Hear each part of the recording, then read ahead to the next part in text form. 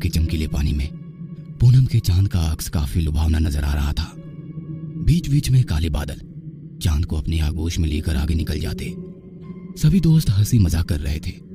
बीच में बहुत सारी खाने की चीजें और शराब भी रखी हुई थी। सभी दोस्त मिलकर बड़ी चाव से उन चीजों पर हाथ साफ कर रहे थे। भाई कोई डरावना किस्सा सुनाओ ना।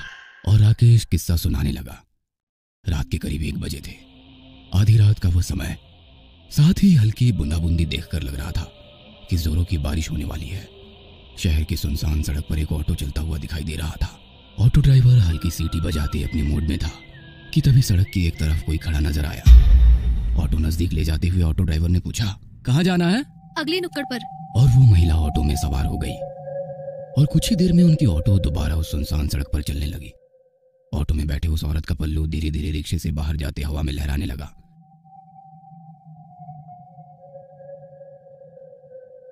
मैडम जी, आप कहीं जॉब करती हैं क्या? नहीं तो क्यों? मतलब आप इतनी रात को इस सड़क पर खड़ी थी, इसलिए पूछा। वैसे आपको जाना कहाँ है? आगे नुक्कड़ पर, जो पीला बंगला है ना, मैं वहीं रहती हूँ। क्यों मजाक कर रही हो मैडम जी? बताइए ना, आपको कहाँ जाना है? मैं मजाक नहीं कर रही हूँ, मैं उसी बंगले में रहती हूँ, अकेली। पर उस बंगले के बारे में मैंने तो कुछ अजीब सी बातें ही सुन रखी है। अजीब सी बातें? जैसे कि? मतलब उस बंगले में कोई बुरी आत्मा रहती है जो लोगों को जान से मारती है। अलो, मेरा बंगला भी आ गया। ऑटो उस बंगले के गेट के बाहर आकर रुक जाती है। ऑटो वाला धीरे से अपना सर ऑटो से बाहर निकालकर बंगले की ओर देखता है। बंगला काफी अजीब डरावना लग रहा था, जैसे कोई वीरान खंडहर हो। ऑटो से नीचे उतरकर वो महिला अपनी पर्स टटोलने लगी। भैया 2 मिनट रुको, मैं पैसे लेकर आती हूँ। इतना कहकर वो औरत गेट खोलकर बंगले के भीतर चली गई।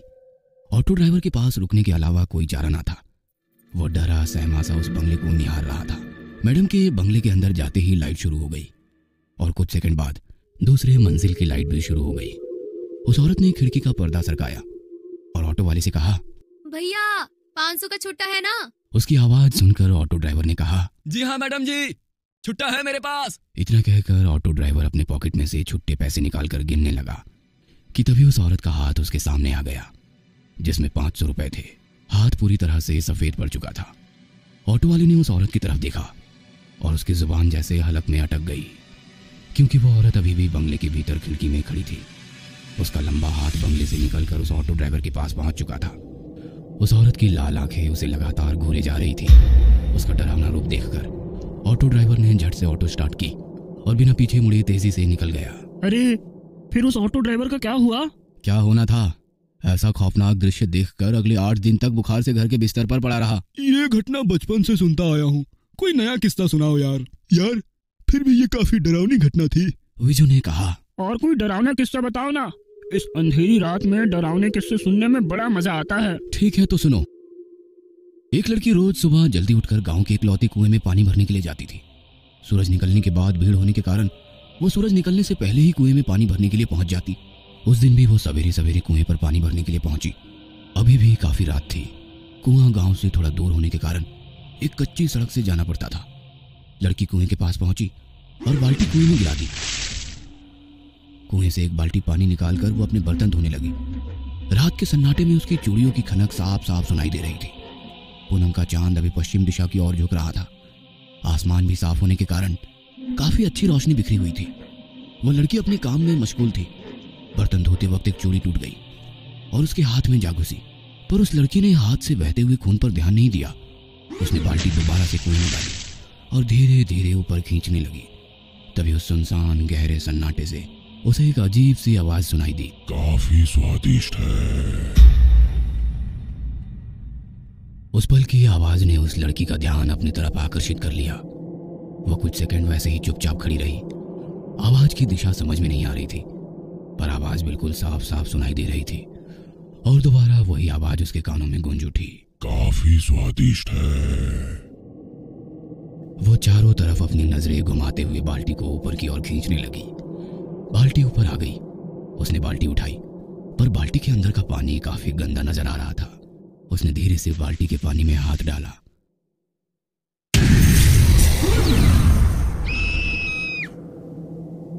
डर के मारे उस लड़की के मुंह से चीख निकल गई।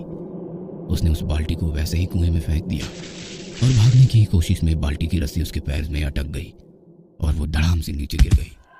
वो लड़की काफी डर गई थी। डर के मारे वो पैरों में लिपटी हुई रस्सी खोलने की कोशिश करने लगी कि तभी उस गहरे में वैसे ही दोबारा किसी की आवाज आने लगी।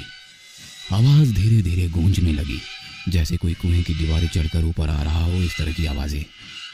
जमीन पर गिरी लड़की कुएं की ओर देखकर उस रस्सी को पैर से छुड़ाने की कोशिश कर रही थी, पर लग रहा था कि वो रस्सी धीरे धीरे पैरों को कस के जकड़ रही हो। वो लड़की काफी डर गई थी। उसके दिल की धड़कनें उसको खुद भी सुनाई दे रही थी। बदन पसीना पसीना हो गया था। आंखों में मौत का खौफ साफ साफ दिखाई देने लगा। जैसे तैसे वो रेंगते हुए वहां से दूर जाने की कोशिश करने लगी और अगले ही पल सब कुछ शांत हो गया। न किसी की आवाज, न कोई आहट, बिल्कुल खौफनाक सन्नाटा चारों ओर फैला हुआ था। उसने अपनी खौफ भरी नजरों से कुएं की ओर देखा। वहां पर उस जगह कोई भी नहीं था। वो अकेली वहां पर थी। वो लड़की दोबारा अपने पैरों में अटकी रस्सी छुड़ाने की कोशिश करने लगी और फिर एक अजीब सी आवाज उसके कानों पर पड़ी। धीरे से अपनी नजरें उठाकर उसने कुएं की ओर देखा और सन्न रह गई। कुएं के अंदर की दीवार से एक खौफनाक चेहरा उसे झांक रहा था। उसकी आंखें फटी की फटी रह गई। वह कुछ समझ पाती इससे पहले ही किसी ने उसके पैर में बंधी हुई रस्सी को कुएं के अंदर खींच लिया और वो लड़की कुएं के उस गहरे पानी के अंदर समा गई। यार, ये तो काफी डरावनी घटना थी। फिर उस लड़की का क्या हुआ? और क्या होता, 3 दिन बाद उसकी लाश कुएं के पानी के ऊपर तैरती नजर आई। यार चलो एक और किस्सा सुनाओ, मजा आ रहा है। अरे पागल, बहुत रात हो गई है, अभी यहाँ से जाना होगा, वरना हमारा किस्सा लोग सुनाएंगे। वैसे भी ये काफी डरावनी जगह है और इस जगह के बारे में भी बहुत सारे किस्से मशहूर है। हाँ पता है, इस तालाब के भीतर एक आत्मा है। जो लोग पानी में तैरने के लिए आते हैं उन्हें पानी के अंदर खींच लेती है। अबे बकवास बंद करो, ये सब मनगढ़ंत कहानियां हैं। मैं कई बार यहाँ तैरने के लिए आया हूँ, मुझे तो कभी ऐसा महसूस नहीं हुआ। ऐसा कहकर वो उठकर खड़ा हो गया और पानी से भरे तालाब की ओर देखकर चिल्लाने लगा, ए पानी वाले भूत, चल निकल बाहर, मैं तुझसे नहीं डरता। देखा, कोई भूत भूत नहीं है, खाली वहम है यार। इतना कहकर वो पीछे मुड़ा और वहीं बेहोश हो गया। अगले दिन अस्पताल के बेड पर वो बेहोशी की हालत में पड़ा था।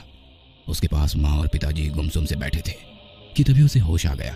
पास खड़े डॉक्टर ने पूछा, अब कैसी है तबीयत? ठीक हूँ डॉक्टर साहब। वैसे हुआ क्या था? चारों की काफी गहरी दोस्ती थी।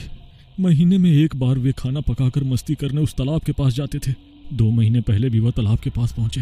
हमारा राकेश उस दिन थोड़ी देर से पहुंचा, पर वहां पहुंचने के बाद देखा तो तालाब के पास उसके दोस्तों का सारा खाने का सामान बिखरा पड़ा था। उसने सबको फोन किया पर किसी का भी फोन नहीं लग रहा था। वो परेशान होकर घर वापस आया। और है उसके दोस्त? सभी की लाशें 2 दिन बाद पानी में तैरती मिली। पुलिस कहती है एक दूसरे को बचाते वक्त सभी डूब गए, पर कहते हैं कि तालाब के अंदर के पिशाच ने सबको निगल लिया। मेरा बेटा महीने में एक बार खाना बनाकर तालाब के किनारे अपने दोस्तों को मिलने जाता है। उसका मानना है कि वे सब आज भी जिंदा हैं। पता नहीं ये सब कब खत्म होगा। और नम आंखों से उसने अपने बेटे की तरफ देखा।